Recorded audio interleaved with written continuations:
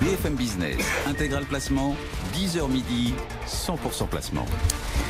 On va rentrer dans le vif du sujet, mais d'abord notre promesse hebdomadaire en cette période de publication des rendements de l'assurance vie, le petit journal du fonds en euros version Jean-François Filiatre. Qu'est-ce que vous retenez cette semaine? Allez, rapidement cette semaine, on va vous donner quelques éléments avec le Gadin. Le Gadin à mettre au crédit d'Apicil. Apicil qui sort un taux de 1,10% en retrait de 91 centimes par rapport à l'an dernier. Alors Apicil, cette année, met en place une politique de bonus qui permettra d'amoindrir un peu les choses.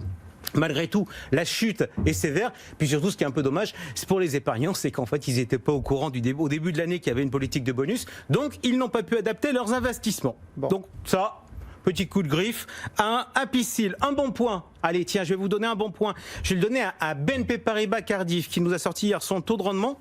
Un banque assureur, donc. Un banque assureur avec un taux de rendement de 1,41% moyen. Vous allez me dire que je suis fou.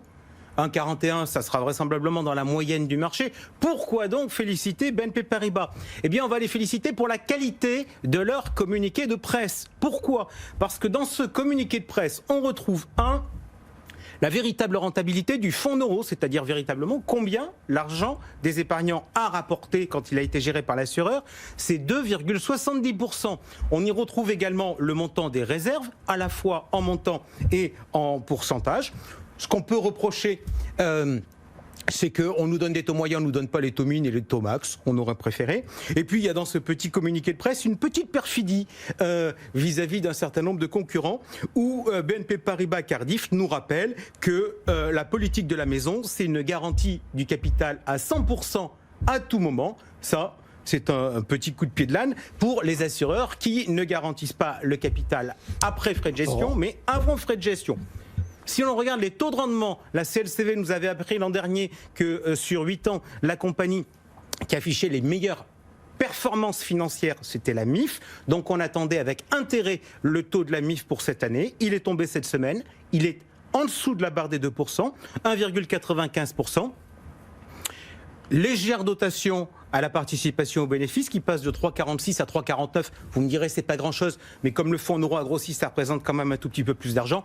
Très clairement, on va être honnête, ils sont sous 2. Je pense qu'ils n'ont pas fait tout à fait ça par hasard. Pourquoi? Parce que la MIF n'a pas de contrainte obligatoire d'investir sur les unités de compte. Ils encouragent les épargnants à le faire, mais il n'y a pas de contrainte. Et vraisemblablement, ils n'avaient pas envie de recueillir toute la misère du monde. Si on regarde dans ceux qui sont aujourd'hui au-dessus de 2, au-delà de ceux qu'on a déjà cités, on va citer la Carac sur un de ses produits seulement, Carac Profiléo, qui est à 2,20%. Sur le monosupport, ils sont à 1,80 et sur le contrat solidaire, ils sont à 1,90. Et puis ce matin, on a une association qui est sortie, c'est l'ASAC, qui sort avec son assureur Allianz, un taux supérieur à 2%. 2,05, alors qu'avec Generali, ils sont en dessous de la barre des 2%. Voilà pour le petit journal de cette semaine. Bon,